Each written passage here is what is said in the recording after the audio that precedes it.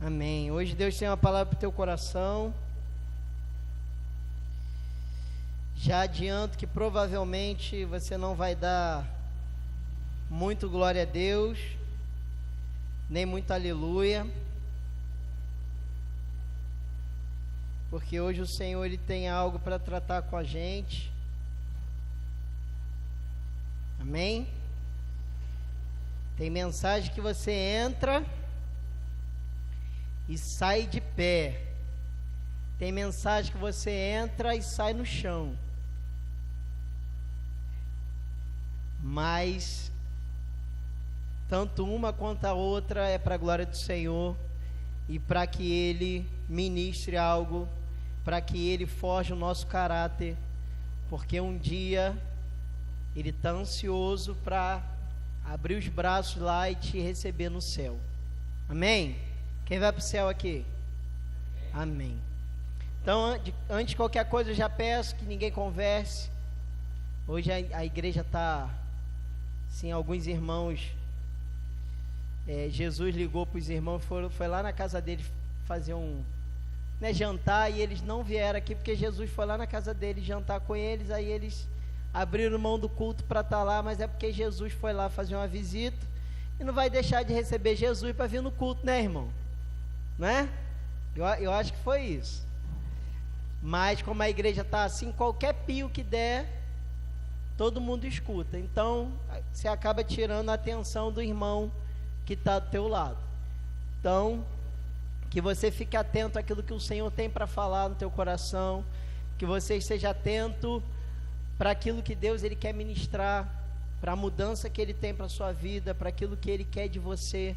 Então, não se distraia, amém? Hoje é a noite de você ouvir a voz do Senhor, não a minha, mas a voz do Senhor. 8h10, eu acredito que até 9h30 eu já tenha conseguido, terminar a mensagem. Então vai dar tempo de você chegar em casa, descansar. Qualquer coisa, se for passar de 9h30, eu peço mais uns 10 ou 20 minutos, amém? O tema da mensagem de hoje é a queda de Dagon. E eu queria que você abrisse a sua Bíblia em 1 Samuel,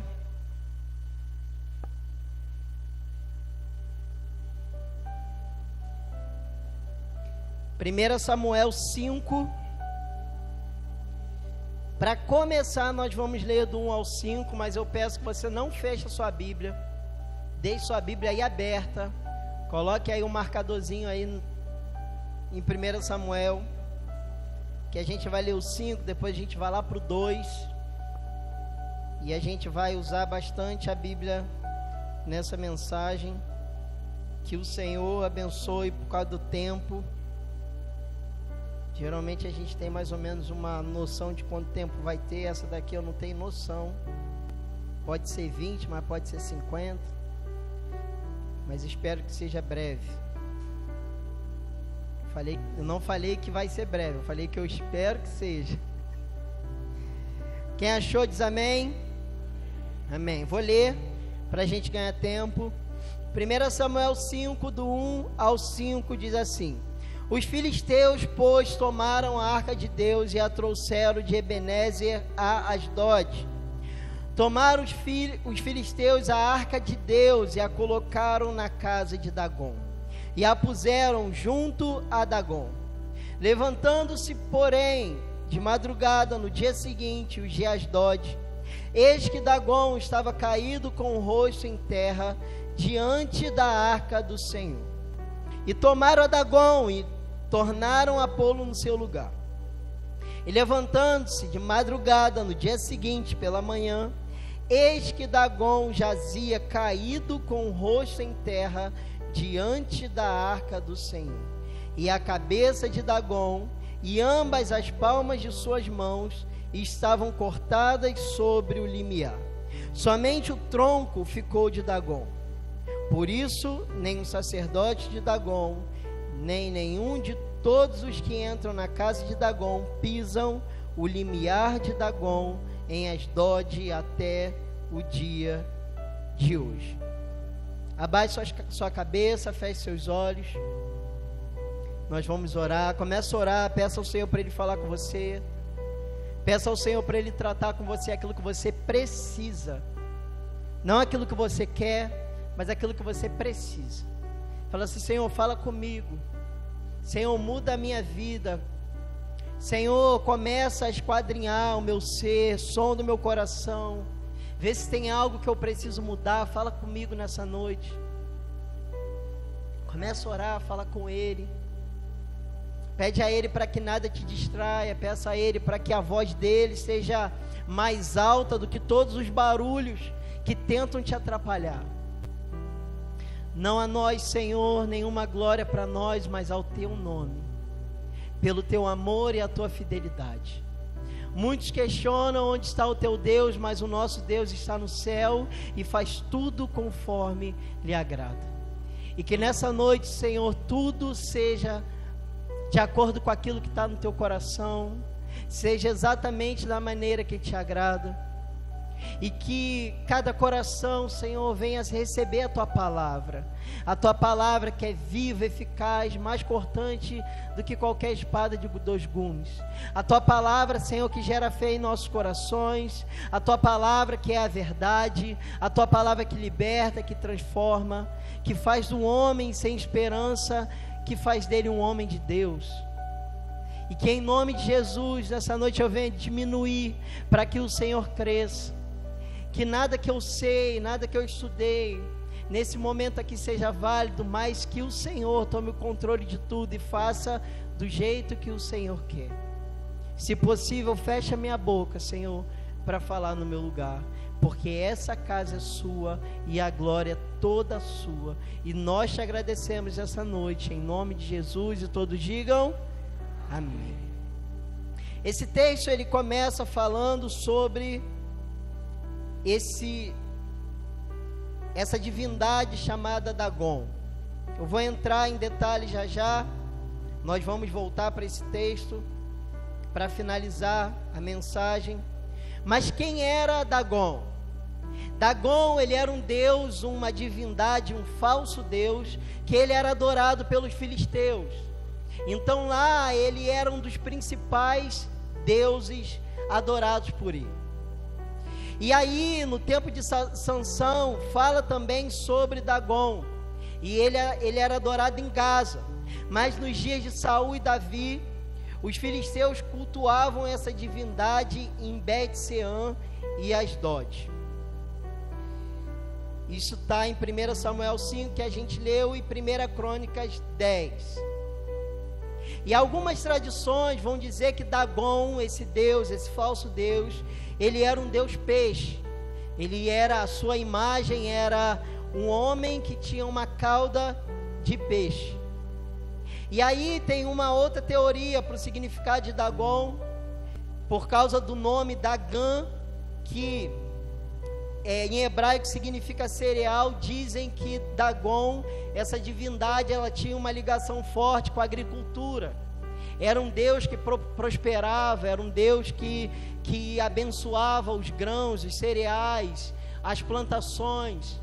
Então a gente vê que esse Deus, ele era cultuado, e diziam que ele abençoava os povos tanto pelo mar quanto pela terra. Por mais que a gente não tenha uma menção histórica, uma prova de tudo aquilo que a gente procura e acha na internet sobre Dagon, mas esse Deus, ele era um Deus adorado entre os filisteus. E a Bíblia, ela fala brevemente dele, mas fala. Mas para a gente entender o conflito ali com Dagon, desse texto que a gente leu, a gente vai precisar voltar alguns capítulos. Eu queria que você abrisse a sua Bíblia aí, que você não fechou, em 1 Samuel 2, e nós vamos ler do 12 ao 17.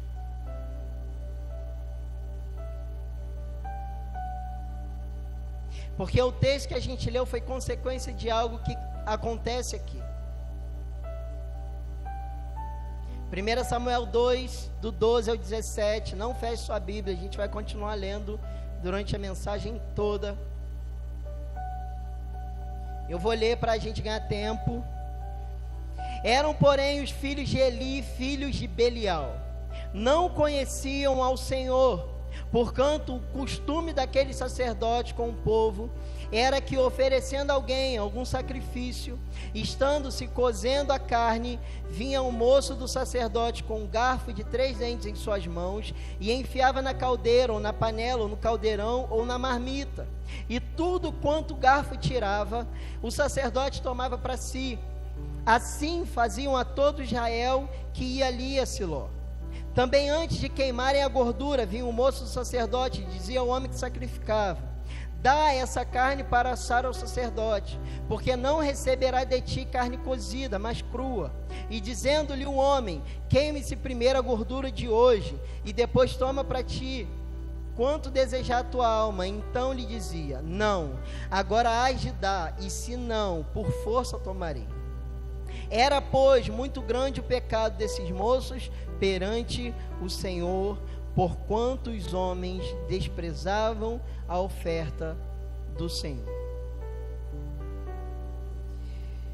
Esses homens, chamados Ofni e Finéias, que eram filhos do sacerdote Eli, eles eram, como diz o texto, filhos de Belial, e eles faziam aquilo que era mal aos olhos do Senhor.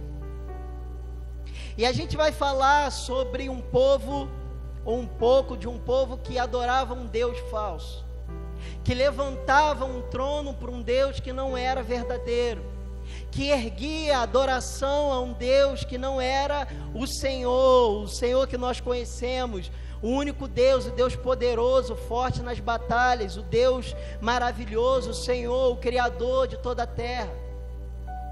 Mas, quando a gente lê o capítulo 5, que a gente leu no início, a gente vai ver que tudo aquilo que acontece ali é consequência do que está acontecendo aqui no capítulo 2. Porque se lá em Asdod, homens filisteus erguiam um trono para um Deus, e em Israel haviam pessoas que estavam levantando outro trono. E o que vai me espantar aqui é que esses homens não estavam levantando um altar para algum Deus. Esses homens, eles decidiram a erguer um altar para si mesmos. Porque eles começaram a mexer naquilo que não lhes pertencia. Eles começaram a tomar aquilo que não era deles. E o pastor João estava aqui no momento de fé e ele falou que às vezes a gente toca naquilo que não é nosso, é aquilo que é do Senhor. E esses homens, a primeira coisa que o texto aqui fala sobre os filhos de Eli, é que eles justamente estavam tocando na oferta que não era deles. Eles estavam metendo a mão naquilo que não lhes cabia, não lhes pertencia. Porque quando era oferecida uma oferta, havia a parte que era do sacerdote. Havia aquilo que foi separado para eles, e eles estavam pegando outras partes. Eles estavam tocando naquilo que era melhor das ofertas e que era do Senhor.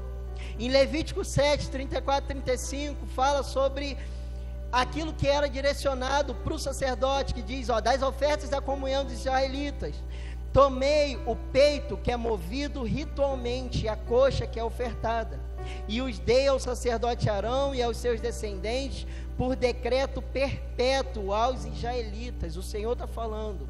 Essa é a parte das ofertas dedicadas ao Senhor, preparadas no fogo, destinada a Arão e aos seus filhos, no dia em que foram apresentados para servir ao Senhor como sacerdote. Então a lei, ela já determinava que havia uma parte da oferta que era direcionada ao sacerdote. Mas no texto que a gente leu sobre os filhos de Eli, diz que quando eles iam, eles pegavam um garfo, eles pegavam toda a parte, ou qualquer uma da parte. Eles não separavam aquilo que lhes cabia, qualquer coisa que saía, até aquilo que pertencia ao Senhor, eles iam lá e eles pegavam. E para piorar, em 1 Samuel 22, 22, 25, diz, era porém Eli, já muito velho, e ouvia tudo quanto seus filhos faziam a todo Israel, e de como se deitavam com as mulheres que em bandos se juntavam à porta da tenda da congregação. E disse-lhes: por que fazem essas coisas? Pois ouço de todo esse povo os vossos malefícios. Não, filhos meus, porque não é boa essa fama que ouço. Fazeis transgredir o povo do Senhor. Pecando homem contra homem, os juízes o julgarão. Pecando, porém, o homem contra o Senhor, quem rogará por ele?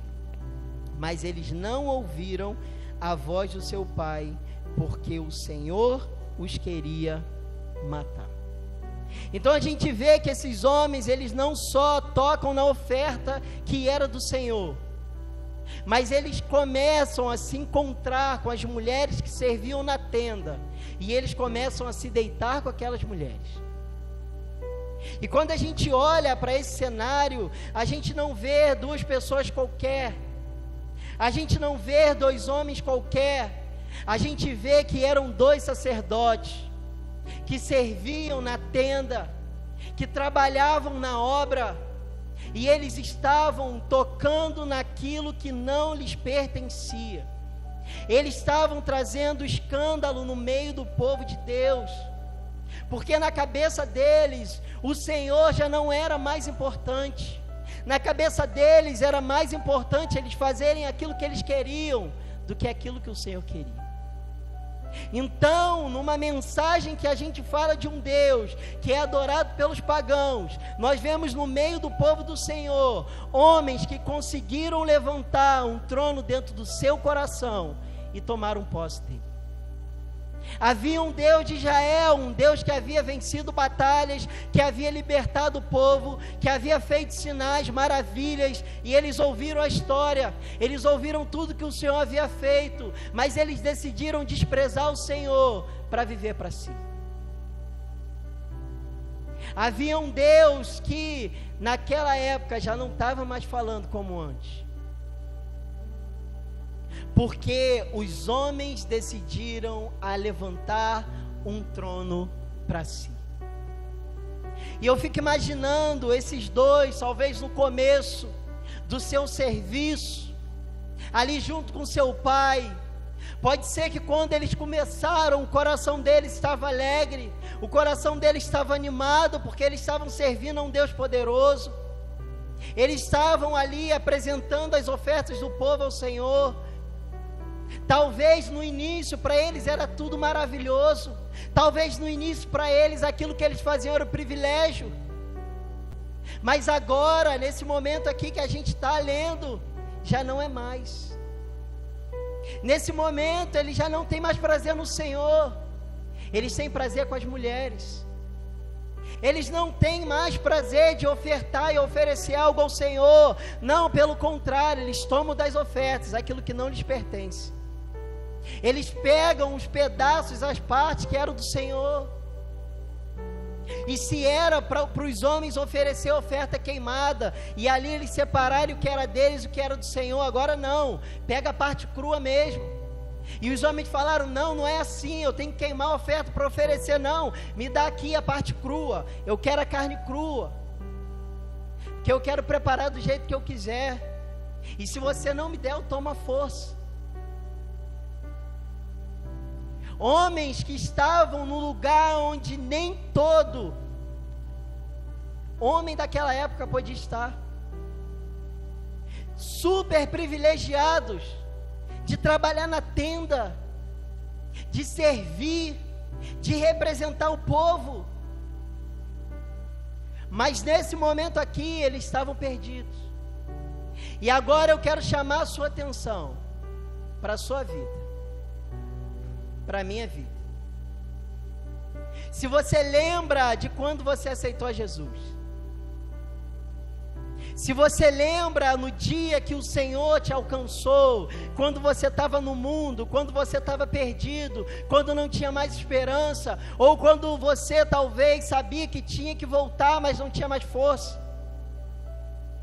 Você que ouviu o Evangelho, acreditou, mas você não conseguia dar o passo.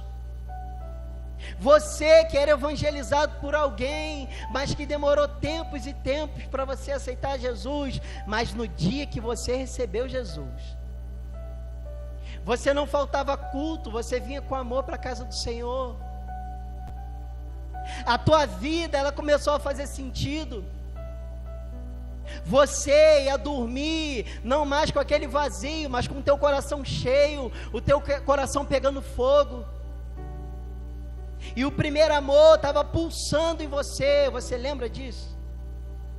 Você consegue lembrar desse dia? Você consegue lembrar desse período que você levantou suas mãos e falou: Senhor, eu entrego a minha vida a Ti.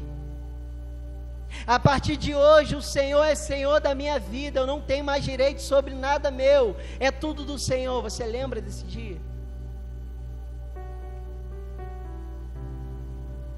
Que você vinha para a igreja e daqui a pouco você começou a servir. No dia que você tirou a sua primeira escala, a alegria de estar fazendo algo novo na casa do Senhor, você lembra disso?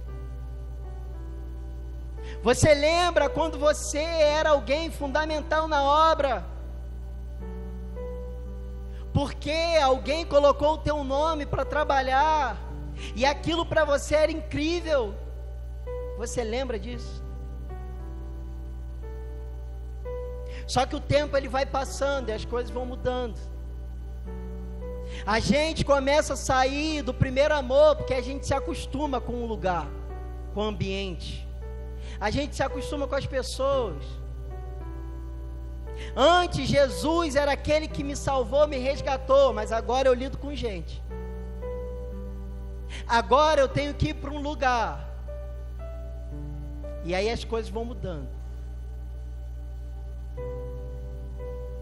E agora eu já não me dedico mais como eu me dedicava. Agora é só mais uma escala. E agora eu vou para a igreja porque eu estou na escala. Porque se eu não estiver na escala, eu não vou nem para o culto. E eu não faço mais com amor.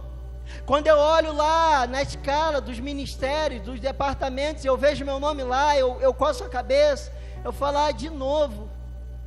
Mês passado eu já servi, agora de novo. Que chato. Eu estou tão cansado, eu estou tão atarefado. Os meus dias são tão difíceis e agora eu tenho que servir. E aí você até faz, mas você faz só porque teu nome está lá. Você faz só porque você faz parte de um departamento e você tem que servir, aí você vem. Aquela chama, aquela alegria, já não tem mais. Antes você chegava 1 hora antes do tempo que você tinha que chegar. Agora você chega atrasado. Porque servir já não tem mais sentido. Antes você estava disponível para tudo. Antes você era determinada para fazer algo pela liderança. Você se oferecia para fazer mais. Só que agora você não dá conta nem do que você tem que fazer, nem o mínimo. Antes você chegava para o pastor: pastor, tem algo para eu fazer a mais? Aí o pastor: não, mas você já não está escalado. Não, eu estou escalado, mas tem mais alguma coisa? O que está precisando na igreja? Eu faço. Está precisando, pastor? Agora você, quando manda mensagem para o pastor: pastor, não vai dar mais não. Será que tem outra pessoa para... É porque eu estou com uma unha encravada e está me incomodando muito, pastor. Sabe aquela onde já teve unha encravada, pastor? Sabe como é? Difícil, né? Então, encravou minha unha e agora não tá dando não. Se tiver alguém aí para botar no meu lugar. Antes eu amava a obra. Antes eu fazia tudo com amor, com zelo. Antes eu derramava o meu coração naquilo que eu fazia. Antes, quando as pessoas olhavam para mim, elas até me apontavam como exemplo. Tá vendo? Olha só a dedicação dele, a dedicação dela. Mas agora não. Agora eu faço porque estão precisando. Agora eu faço porque não tem mais ninguém. Já que não tem ninguém, eu vou. Tem ninguém, né? Tem certeza que não tem ninguém? Ah, se não tem, eu vou. Se tivesse, eu não ia não. Mas como não tem ninguém, aí eu sirvo. Aí eu vou.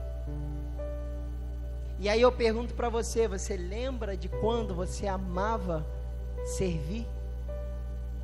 Você lembra quando no teu coração havia um trono e nele estava o Senhor? Há quanto tempo você está sentado no trono que era dele?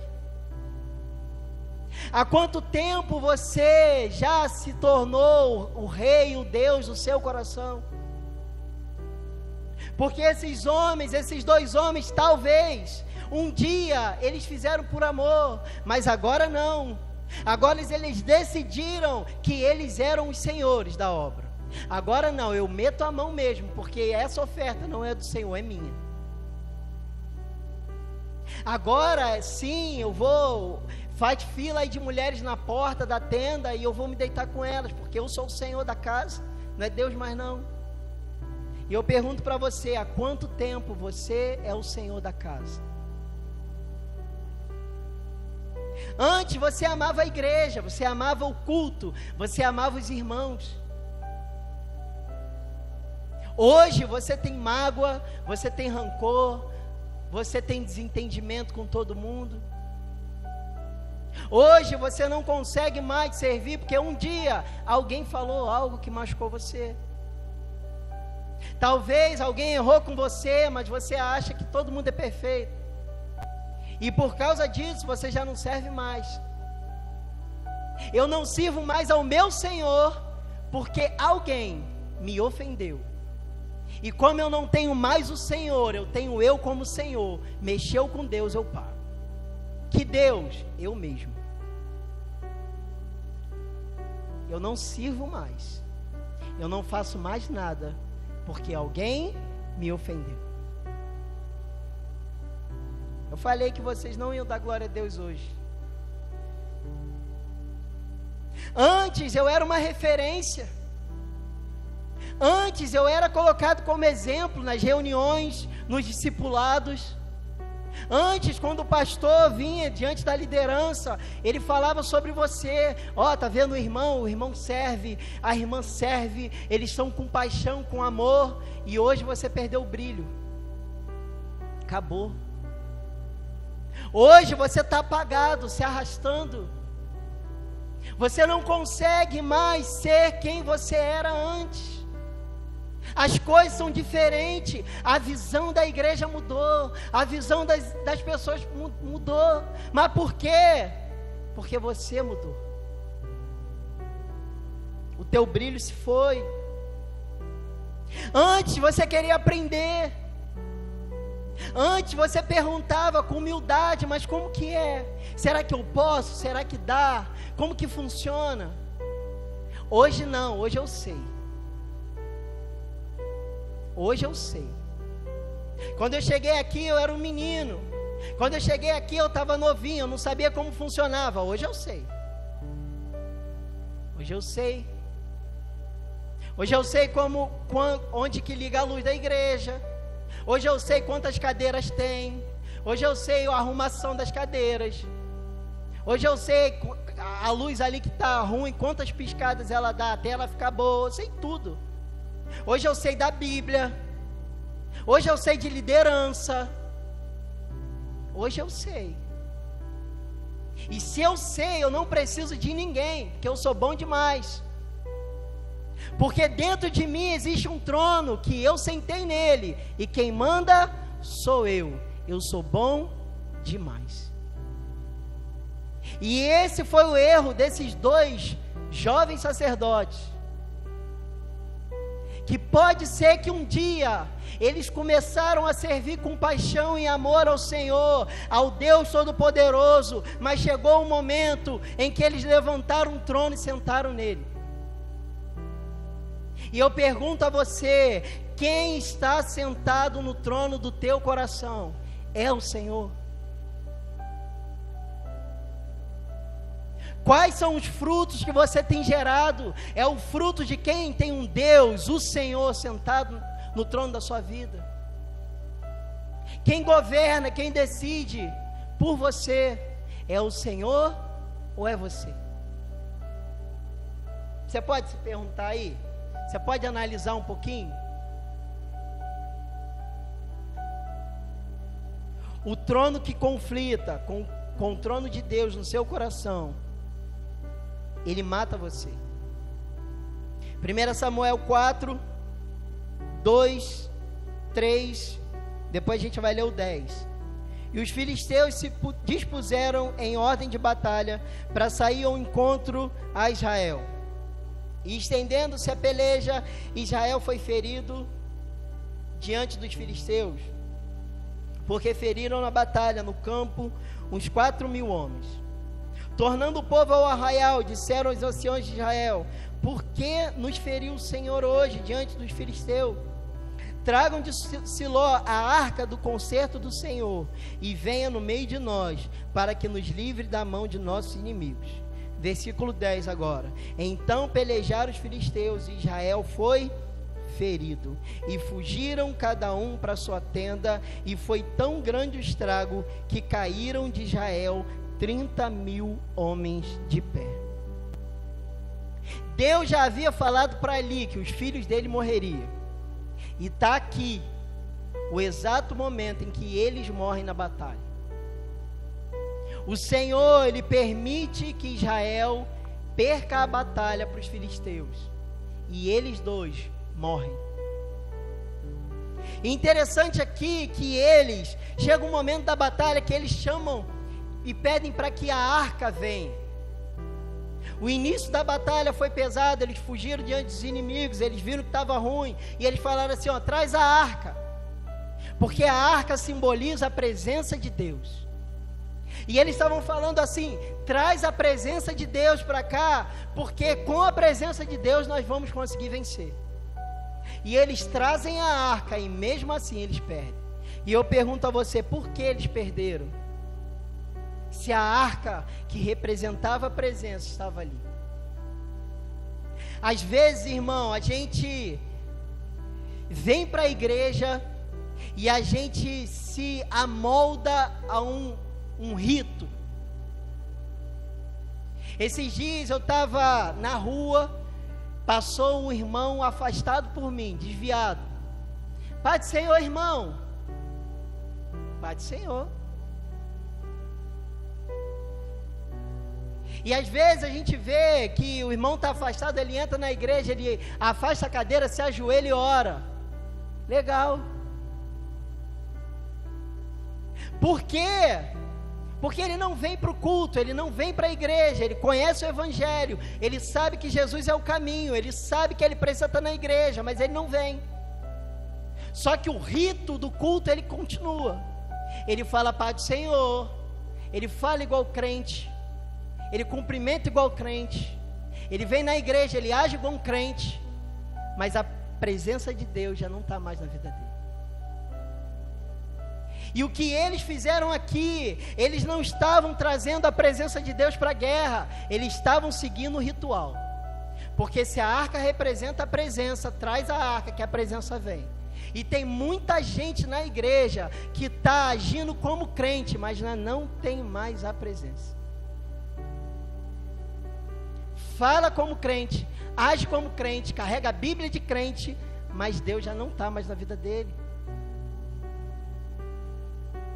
Deus, ele não vai conflitar com o seu trono, que está no teu coração, onde você está sentado. Deus, ele não divide a glória dele com ninguém. E se a glória é sua, por algum motivo, ele vai sair, ele vai se afastar. Porque ele não vai brigar com você por lugar nenhum. Se você decidiu que a sua vida é sua, que as decisões são suas, quem manda na sua vida é você, Deus vai deixar você governando a sua vida. Porque Deus não precisa de você, Deus não precisa de mim, eu que preciso de Deus. Então Deus não precisa correr atrás de mim, eu que preciso buscar o Senhor. Esses homens guardaram o costume, mas eles não guardaram a presença. Eu não estou dizendo para você que você não pode ajoelhar na cadeira quando você vem para a igreja. Eu não estou dizendo para você que você não pode cumprimentar os irmãos com a paz do Senhor. Você pode, irmão, você deve. Mas não deixe que o ritual, que o costume de ser crente engane você. Porque às vezes você vai fazer tudo que um crente comum faz, mas a presença ela já não está mais na sua vida.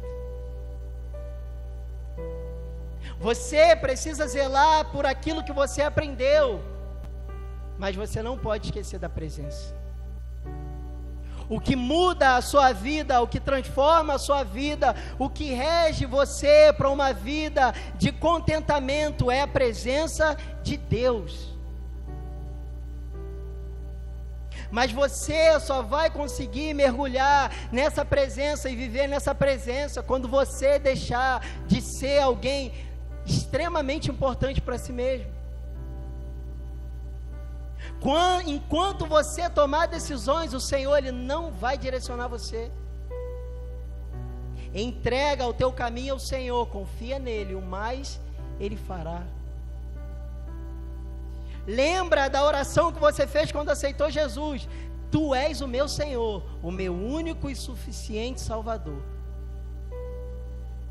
É entregar a vida, é entregar tudo. É entregar a tua família, é entregar a sua profissão, é entregar seus estudos, é entregar suas finanças, é entregar seu ministério, é entregar seus sonhos, seus projetos. Tudo é dele. E tudo tem que ser moldado de acordo com o que ele quer e não você.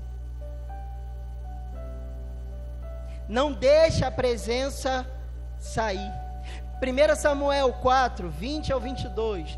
E ao tempo em que ia morrendo, disseram as mulheres que estavam com ela: Não temas, pois tivesse um filho. Ela, porém, não respondeu e nem fez caso disso. Mas chamou o menino e acabou dizendo: Foi-se a glória de Deus, porquanto a arca de Deus foi levada presa, e por causa do seu sogro e do seu marido. E disse mais: de Israel a glória é levada presa, pois é tomada a arca de Deus. Essa daqui é a mulher de Finéias. Tanto o seu marido, quanto o irmão dele, quanto o sacerdote Eli morreram. E quando chega a notícia dela, ela estava grávida, ela começa a entrar em trabalho de parto. E ali ela começa a morrer no parto. Mas antes dela morrer, ela dá o nome do seu filho de Icabô, e ela diz: Foi-se a glória de Deus. Aquela mulher conseguiu entender o que o seu sogro e o seu cunhado e o seu marido não entenderam. Aquela mulher conseguiu entender que a presença de Deus já não estava mais. Ela conseguiu entender que havia algo muito errado. E às vezes todo mundo percebe que já era, que você se perdeu, que você não tem mais controle, mas você mesmo não percebe.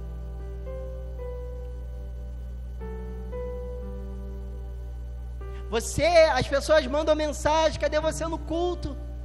O que houve? Está tudo bem? Você pensando: Não, estou bem. Todo mundo percebeu que não está nada bem, mas você acha que está tudo bem. E essa mulher foi uma das que perceberam que havia algo muito errado. Quando um homem ele perde a presença de Deus, quando o homem se coloca no trono e ele acha que ele é muito bom, ou quando ele acha que ele é suficiente para tomar conta da sua vida e deixa o Senhor de lado, dá muito errado. Porque a consequência disso é que você perde a presença. E talvez você esteja aqui na igreja, servindo, trabalhando, mas a presença já foi embora. E aí a gente, para ir para o final, a gente vai lá no texto que a gente leu. que os filisteus tomaram a arca, trouxeram de Ebenezer Asdod. Tomaram os filisteus a arca de Deus e colocaram na casa de Dagom e puseram junto de Dagom. Levantando-se, porém, de madrugada, no dia seguinte, os de Asdod, eis que Dagom estava caído com o rosto em terra diante da arca do Senhor. Tomaram Dagom, tornaram a pô-lo no seu lugar, e levantando-se de madrugada, no dia seguinte pela manhã, eis que Dagom jazia caído com o rosto em terra diante da arca. E a cabeça de Dagom e ambas as palmas de suas mãos estavam cortadas sobre o limiar, somente o tronco ficou a Dagom. Os filisteus venceram a batalha. E antigamente, nessa época, as guerras, as batalhas, elas eram sempre direcionadas ao Deus do povo. Então aqui era como se o Deus Dagom tivesse vencido o Senhor. E eles pegam a arca como despojo e jogam e colocam diante de Dagom, como um triunfo, como um símbolo de vitória, porque Dagom conseguiu vencer o povo do Deus Altíssimo, aquele que conseguiu libertar o povo do Egito, aquele que venceu os deuses das nações, mas Dagom venceu o Deus de Israel. Isso é o que eles pensavam. E primeiro acontece que quando os homens vão ver, Dagom estava caído de cara no chão. O ídolo, ele foi derrubado. E eu não sei, talvez lá eles talvez tenham pensado que passou um animal, ou que alguém esbarrou, ou que aconteceu alguma coisa, e eles colocam aquele ídolo de volta no lugar. Mas no dia seguinte eles voltam lá, e está novamente aquele ídolo caído, e agora a sua cabeça está cortada e os seus braços também. E o que é que eu aprendo com isso? Que ainda que por consequências de erro, de pecado, ou de más escolhas, ou talvez alguém tenha tirado o Senhor do trono, ainda que você que se diz crente, ainda que acontecimentos ruins aconteçam, batalhas que você trave e você perca, o Senhor, Ele continua sendo o mesmo. O povo havia perdido a batalha, o povo foi envergonhado, homens morreram, e eles acharam que Dagom era o poderoso, era o Senhor, porque se o povo perdeu, é sinal que Dagom é mais poderoso, mas não. Israel pode ter perdido a batalha, mas o Senhor, Ele continua sendo o Deus poderoso. Ainda que na sua vida você tenha recebido notícias ruins, Ele continua sendo Deus. Ainda que alguém tenha entristecido você, Ele continua sendo Deus. Ainda que você decida se desviar e ir para o mundo e viver a sua vida, Ele continua sendo Deus. Porque Deus não precisa de nós para ser Deus. Ele é Deus comigo no culto, ou Ele é Deus comigo em casa. Ele é Deus, eu me consagrando, eu pecando, Ele continua sendo o mesmo. E aí eu tenho duas opções: ou eu saio do trono da minha vida, onde eu reino, onde eu governo, onde eu tomo as escolhas, as decisões, ou eu decido viver na presença de Deus e falo: Senhor, esse trono do meu coração é seu. Talvez até hoje eu sentei nele, eu tomei as rédeas, eu me coloquei como o Senhor da minha vida, mas hoje eu me rendo, e agora quem manda na minha vida é o Senhor. E quando você se humilha na presença do Senhor, quando você lembra lá atrás, quando você começou, você se arrepende e fala: Senhor, eu quero voltar ao primeiro amor, eu quero amar a igreja, a obra de Deus, eu quero servir como eu servia antes. O Senhor, Ele senta no trono e volta sobre a sua vida aquela presença que você tinha, aquela coisa que estava em você, que as pessoas do lado falavam: ó, tem alguma coisa diferente em você. Quanto tempo você não ouve isso de alguém? Há quanto tempo as pessoas identificam você sem saber que você é crente? E talvez isso esteja acontecendo porque o Senhor, Ele não está mais aí. Porque o Senhor, Ele não divide a glória dEle com ninguém. Ele não precisa disputar lugar. Ou é dEle, ou não é. Ou você se entrega por inteiro, ou não. Ou você se dá por completo, ou não faz nada, não dá. Eu aceitei Jesus com 16 anos, com 15 anos. E a minha vida inteira é de renúncia. É abrindo mão disso, abrindo mão daquilo, abrindo mão daquilo. Eu abri mão de faculdade, eu abri mão de trabalho, eu abri mão de tudo. Chegou uma fase que as coisas apertaram. Ela falou assim: muda, faz outra coisa. Vai lá, procura um trabalho. Na época que eu tinha decidido abrir mão de algumas coisas que eu fazia por causa do amor à obra, do amor ao Senhor, pelo chamado, e eu falei: eu não vou voltar atrás. Ainda que tenha pressão de um lado, pressão de outro, eu não vou voltar atrás. Porque eu não tenho um plano B. Eu abri mão pelo Senhor e tudo na minha vida vai ser mediante a isso. E eu vou pagar o preço. A família está falando, deixa falar. Estão me chamando de doido, pode chamar. Mas eu tomei uma decisão, porque tem um Senhor que reina na minha vida e eu abro mão de tudo por Ele. Vai chegar um tempo em que ninguém vai entender nada, mas vai chegar o tempo que o Senhor, Ele vai fazer. E eu digo para vocês, irmão, não foi de um mês para o outro não, foi desde 2017, foram anos, às vezes passando perrengue, às vezes faltando uma coisa ou outra, mas em nenhum momento eu tive um plano B. Apareceu proposta de emprego, apareceu, e cada proposta, ó, manda o currículo, não, porque isso não faz parte daquilo que o Senhor tem para a minha vida. Eu vou confiar, porque Deus sustenta, e no tempo certo eu vou viver aquilo que Ele tem para a minha vida.